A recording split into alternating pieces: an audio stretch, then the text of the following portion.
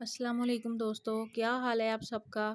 کہانی گھر میں آپ سب کو خوش آمدید۔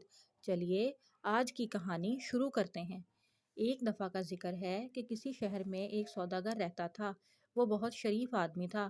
وہ تجارت کی غرض سے دور دراز سفر پر جاتا رہتا تھا۔ ایک مرتبہ وہ اسی قسم کے سفر پر روانہ ہوا۔ اس نے روانگی سے پہلے اپنا کچھ سونا اپنے ایک دوست کے پاس امانت کے طور پر رکھوا دیا۔ اس نے کہا کہ سفر سے واپس آ کر اپنی امانت واپس لے لے گا۔ جب وہ سفر سے واپس آیا تو اس نے اپنے دوست سے اپنی امانت طلب کی، لیکن دوست کی نیت میں فتور آ گیا تھا۔ اصل میں وہ سونا ہتھیانا چاہتا تھا۔ اس نے جھوٹ موٹ کہہ دیا، تمہارا سونا چوہے کھا گئے ہیں۔ یہ بات سن کر سوداگر بہت حیران ہوا کہ بھلا چوہے سونا کیسے کھا سکتے ہیں۔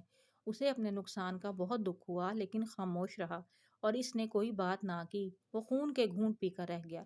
اس نے سوچا کہ اس بد دیانت سے کسی نہ کسی طرح نپٹنا پڑے گا۔ کچھ دنوں کے بعد سوداگر نے اپنے دوست کو بیوی بچوں سمیت اپنے گھر دعوت پر بلایا۔ دعوت کے دوران میزبان نے آنکھ بچا کر اپنے مہمان کے ننھے بچے کو کہیں چھپا دیا۔ جب مہمان رخصت ہونے لگے تو اپنے بچے کو غائب پایا۔